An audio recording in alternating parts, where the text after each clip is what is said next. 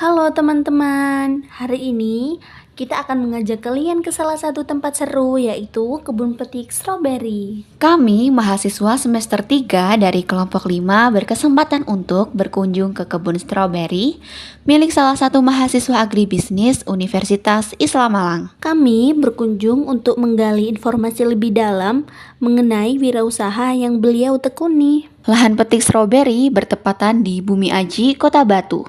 Di sini kalian bisa merasakan pengalaman yang seru memetik stroberi langsung dari pohonnya. Dan pastinya mencicipi stroberi segar yang manis dan juicy. Jadi, jangan sampai ketinggalan ya. Yuk ikuti terus video ini sampai selesai. Oke, ini dengan Mas siapa? Mas Doni. Mas Ya, Demi. namanya Oke. Doni. Apa sih latar belakang dari berdirinya usaha ini awalnya? Latar belakangnya berdirinya usaha ini yaitu kita memang melihat dari potensi daerah. Terus potensi daerah, kemudian ini perkembangan di Kota Batu. Jadi potensi daerah kan daerah kota wisata, Iya. kemudian suhu dingin cocok untuk stroberi. Terus kemudian ini yang paling kecil modalnya, jadi modalnya nggak begitu besar untuk awal-awal. Itu pengembangan modalnya juga besar. Di sini melatar belakangnya terbentuknya sebuah kebun stroberi. Oke.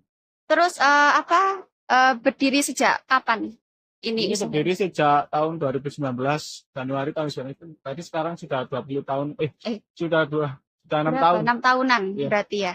Terus kenapa kok memilih bisnis ini gitu?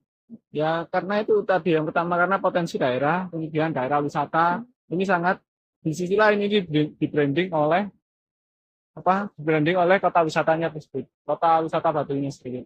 Jadi ini memudahkan kami dalam hal pemasaran gitu loh. Terus modal awalnya itu kira-kira berapa, Mas? Modal awal sekitaran 400 ribuan. Jadi dari 400 ribu kita kembangkan menjadi beberapa. Jadi dengan kedisiplinan keuangan kita kembangkan terus. Jadi tiap tahun itu ada perkembangan hingga sampai saat ini. Oke, Mas. Untuk jenis stroberinya itu apa ada jenis-jenis yang khusus atau gimana, Mas?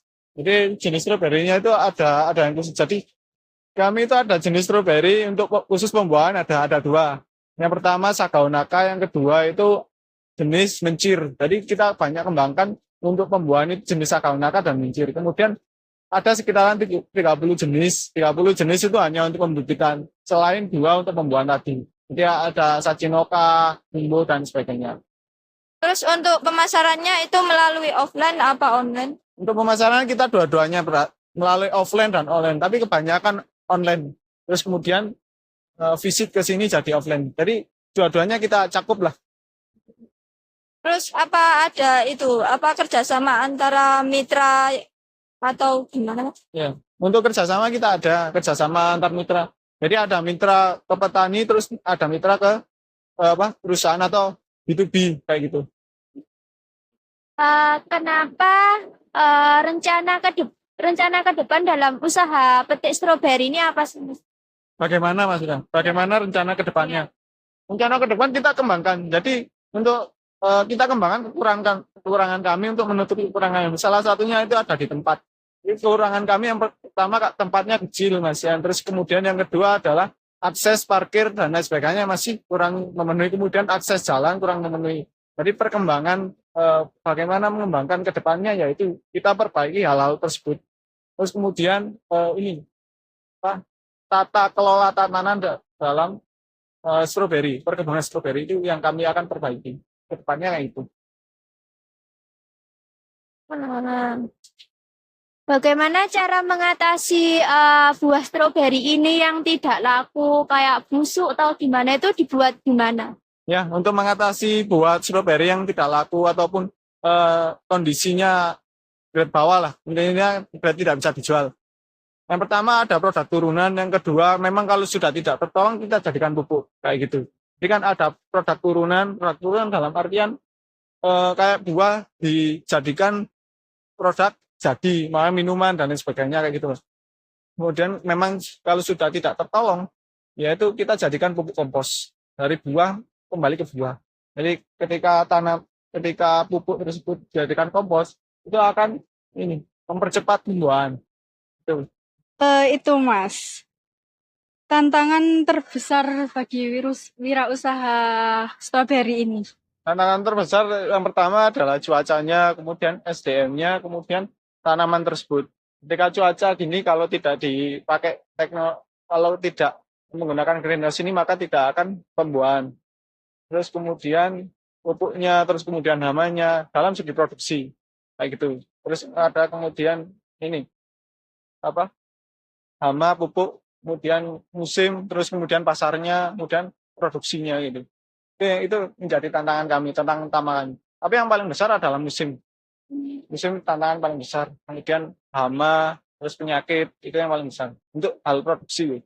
Kalau usaha secara global, itu banyak. Yang pertama ya kayak pasarnya itu, terus kemudian keuangan, kayak gitu loh. Jadi berbagai macam. Terus ini Mas, omset per bulan itu biasanya didapatkan berapa Mas? Itu enggak tentu ya. Tapi kita ambil rata-rata ya, sekitaran 10 sampai 15-an. Kayak gitu. Di sini sampean bekerja sendiri apa tim?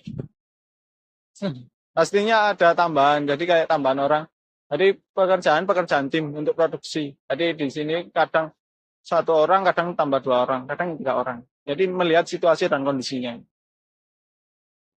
Strawberry ini bukan cuma 1 atau 2 orang. Nah, terus gimana cara sampean untuk mengatasi ini, apa namanya?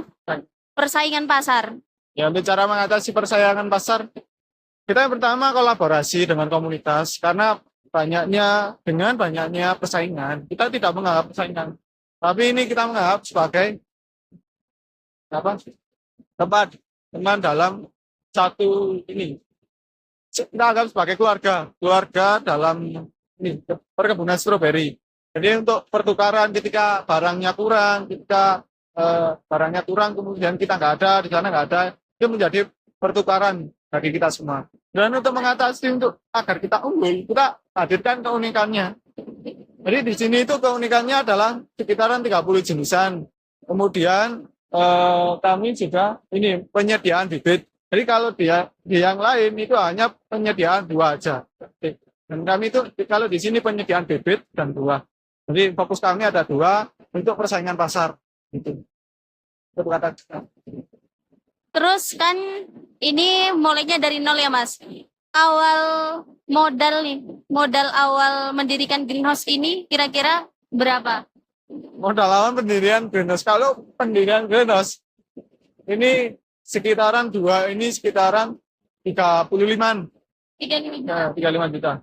2 greenhouse. Untuk skala greenhouse-nya aja. Jadi untuk bangunan greenhouse-nya aja. Belum belum tanamannya. Jadi kalau dihitung-hitung satu tanaman itu sekitaran menghabiskan 1 polybag ini ya. Itu menghabiskan 2 dan sekitaran 5.000. Ya, 5.000-an. Sekitaran 5.000, 1 polybag. Nah, sedangkan kita di sini ada sekitaran 3.000 polybag. Jadi 3.000 polybag kalikan 5 berarti 15-an. 15 jutaan. Jadi sekitaran 60 jutaan. Nah, kurang lebihnya untuk belum jasa lain sebagainya gitu. Nanti satu greenhouse ini ada greenhouse itu sekitaran 60 jutaan. Terus gini ya Mas, misal nih ada orang yang pengen usaha stroberi kayak gini, terus pesan sampean untuk orang yang baru memulai usaha itu gimana? Ya, pesan saya baru mulai usaha. Yang pertama, lihat potensi pasarnya dulu. Terus yang kedua adalah pengembangan usahanya.